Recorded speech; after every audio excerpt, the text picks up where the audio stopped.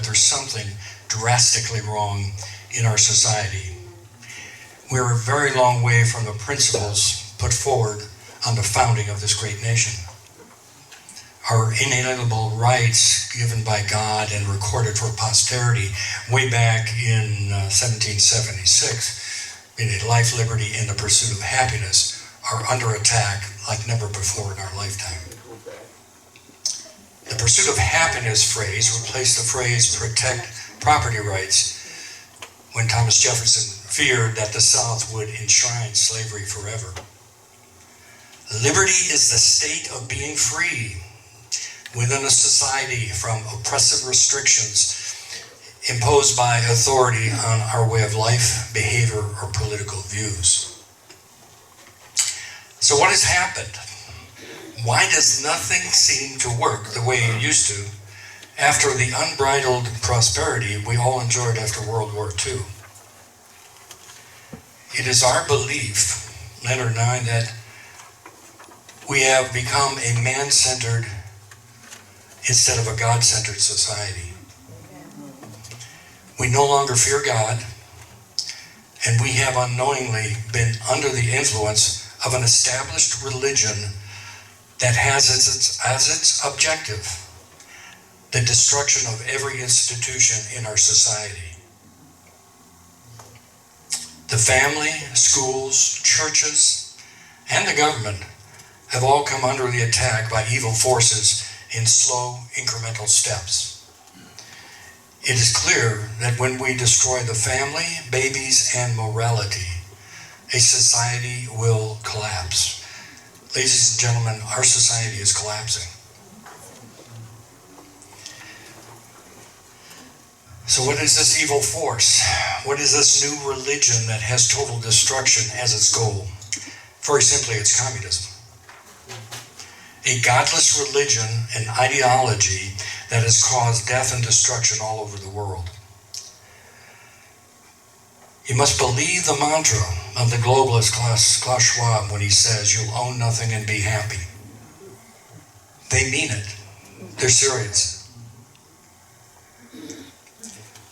One specific goal of communism is the destruction of private property. Private property is the very foundation of our liberty. Without private property rights, we will become merely serfs under the control of a select group of rulers. Leonard and I would like to make you aware of what we see happening to us in Ohio with these ever-increasing property taxes. I started this journey 8 years ago when I looked at my property tax bill and I saw that in the 10 years I owned a home, the taxes had gone up 40%. When I saw that, I said, well, they're going to price me out of my home if this keeps up.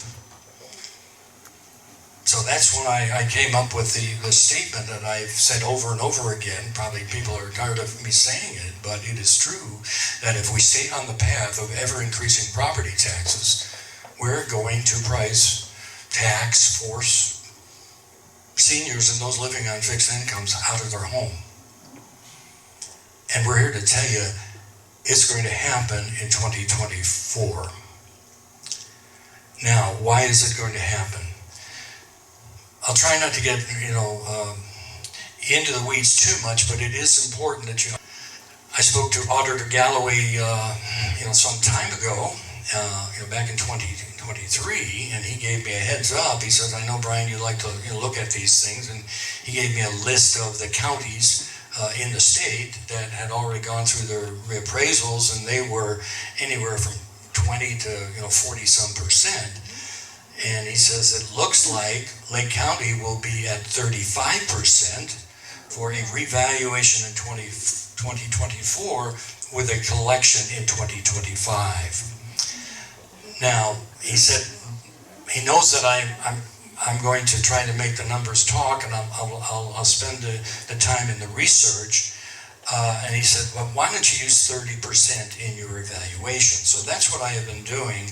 I've been taking a look at what does a 30% increase in market value of the property, what does it mean for the municipalities, and what does it mean, and the school districts, and the what does it mean for the individual? Show of hands, how many people believe that government should only provide essential services? Police, fire, roads and bridges. Should they provide anything else? Social services?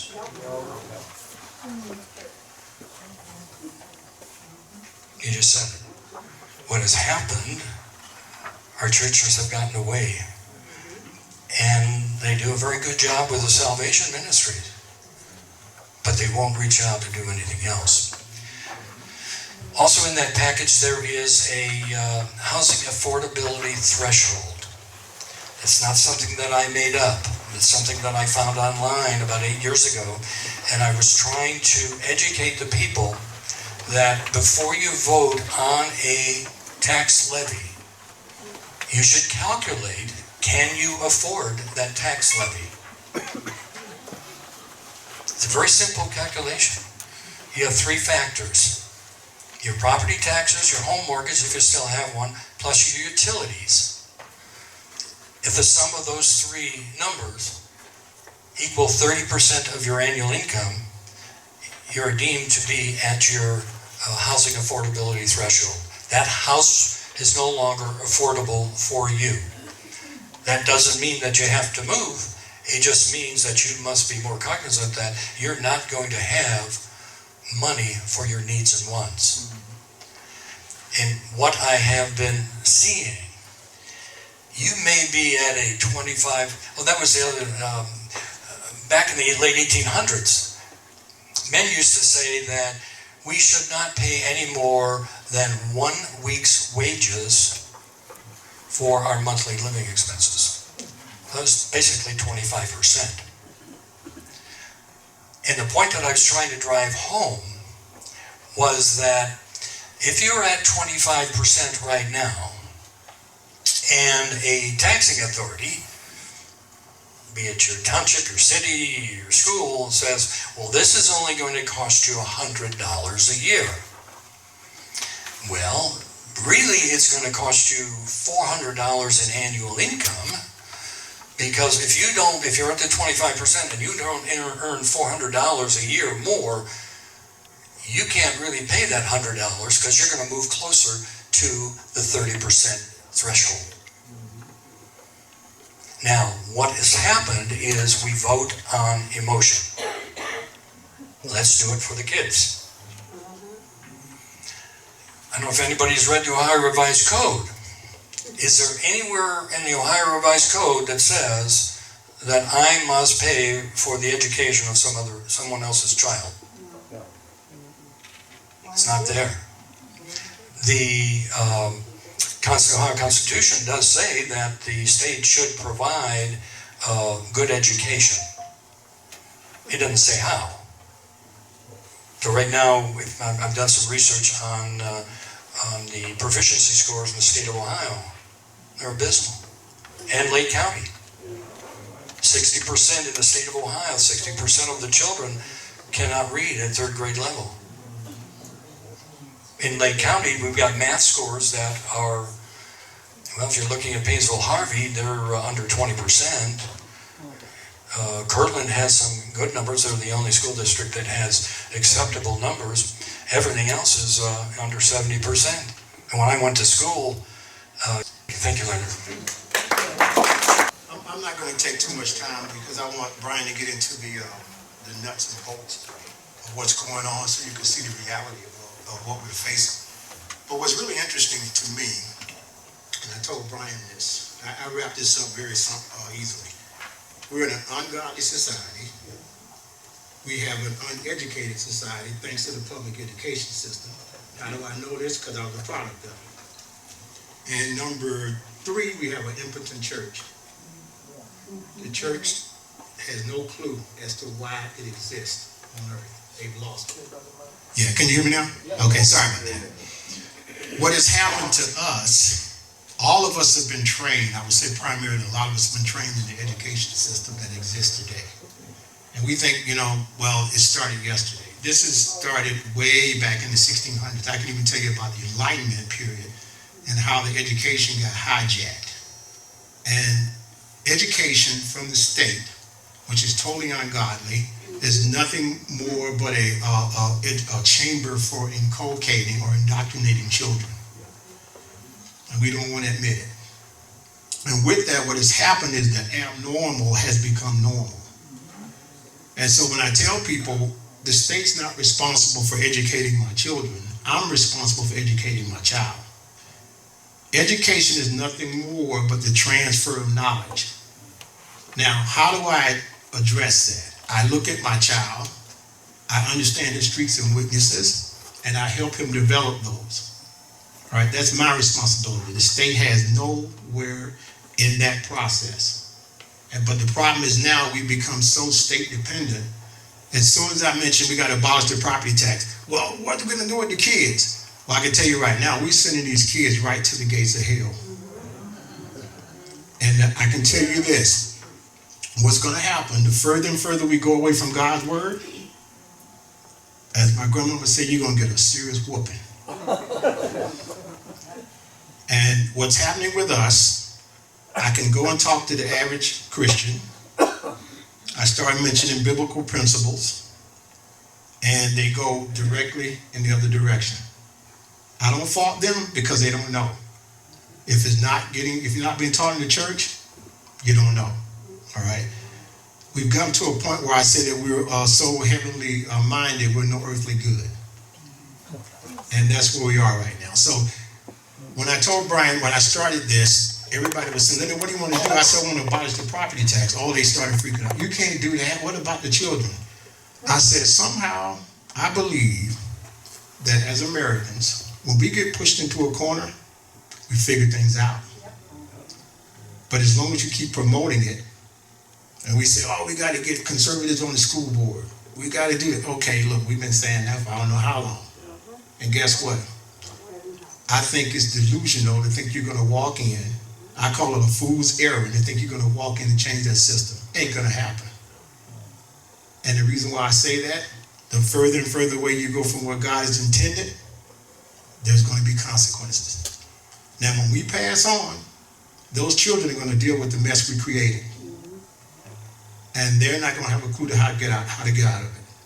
So I told Brian, I'm going to go with the rest of my life, doing everything I can to help promote a chance for these children.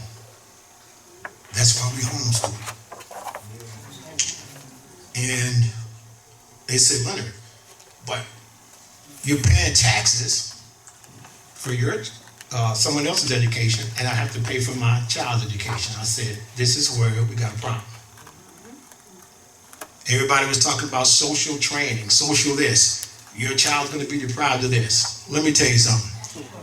Your children are naturally bad. You don't have to teach them how to be bad. They will lie, cheat, and steal naturally. Our responsibility is to teach them what is right and wrong. The state doesn't do that. That's my responsibility. Once they understand who God is, it starts there first, because the beginning of wisdom starts with the knowledge of God. When you get that in place, that's the first thing we teach the kids. Everything else falls in place, but that's critical. Now, again, I'm not going to take up a lot of your time. I just wanted to invoke that because the problem with us is that we don't think godly thoughts anymore. We've lost it. And when I even mention things about the property tax being ungodly, I can go and tell you what God intended when he gave us the property. It was for generational wealth. So a poor man can work himself out of poverty if he can own something. But if it's owned by the state, you have no control. So now you've taken the wealth away from someone. They worked all their lives. They paid for the mortgage, and all of a sudden, I'm lurking with the threat on my back that I could lose it. That's not liberty. No. That's fear. So anyway, I'm going to let it go and get you back to Brian. I just wanted to interject that because, like I said, I look at the world one way, and that's the way God designed it. Because if you go away from that, like I said, you will have consequences. And I have history on my side to show it. So thank you for